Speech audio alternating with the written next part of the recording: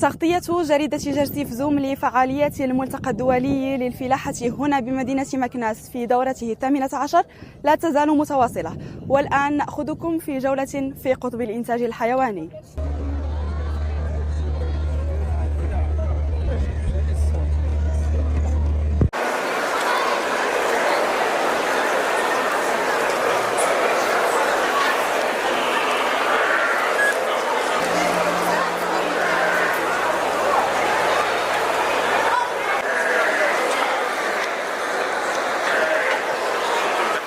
السلام عليكم ورحمة الله.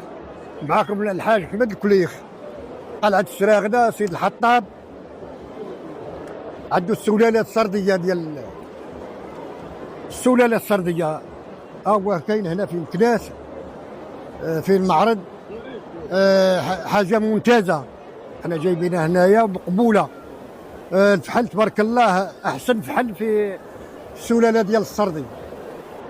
وعندنا الحولي ديال العيد والسلالة ديال الفحل اللي بغا راه في الضيعة في قلعة السراغنة في سيد الحطاب. اللي بغا يجي عندنا يشري مرحبا به. الحولي الفحل والحولي ديال العيد.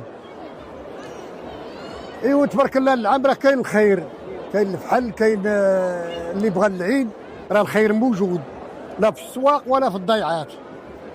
كيقول بنادم راه كاين الغلاء، ما كاينش الحولي راه العام راه ناقص شويه في الثمن، ماشي بحال هاد السنين. هذا راه كاين الخير موجود والفحل تا هو راه كاين الخير موجود وكاينه تبارك الله، كاينه الصابه، كاين الربيع، كاينه الجوده، كاين كل شيء موجود هذا العام.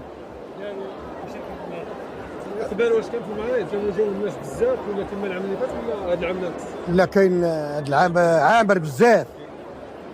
يمسوا اليوم تبارك الله راه بنادم ما صابش منين يدوز.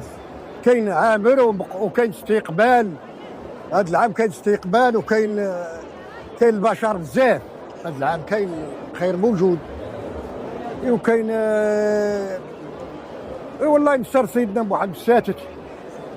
والله واحد التحيه للانوك ووزاره الفلاحه، والخير موجود. الله ينصر سيدنا.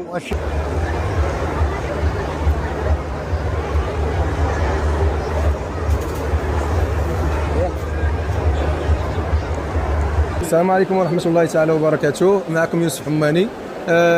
وبكل افتخار نحن شركة متخصصة في تربية طائر النعام. نزاول نشاطنا بمدينة أكادير وبالضبط بهوارة.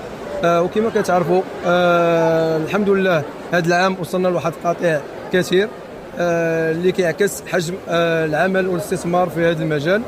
وكما كتعرفوا طائر النعام هو كيمتاز بسرعة النمو. في خلال 10 شهور حتى ل 12 شهر كيقدر يوصل الوزن ديالو ما بين 90 حتى ل 120 كيلو. وحاليا نحن في تطوير المشروع. قد أنجزت مصدرة داخل الضيعة بمعايير حديثة. وكذلك أن النعام هو طائر قدرت تاخذ منه جميع الاشياء اللي فيه، من الريش ديالو، الجلد ديالو، البيض ديالو، اللحم ديالو. وهو حاليا احسن مشروع موجود بالمغرب. انا كما كنسميه مشروع منجم الذهب. وحاليا كنقلبوا على المستثمرين اللي غيكونوا معنا في الاسواق. وحنا كنتواجدوا بهذا المعرض للسنه الثانيه على التوالي. والحمد لله كان هذه السنه كانت يعني سنه خياليه. اللي قدرنا اننا نستقطبوا معنا شركاء معنا داخل هذا المشروع.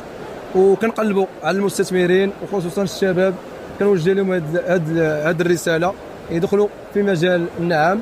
واي واحد بغى شي استفسار او معلومه يتواصل معنا وحنا معاه في هذا المشروع. وشكرا. قبل ما تخرجوا ما تنساوش تابوناو في العشان وتابعونا على المواقع التواصل الاجتماعي.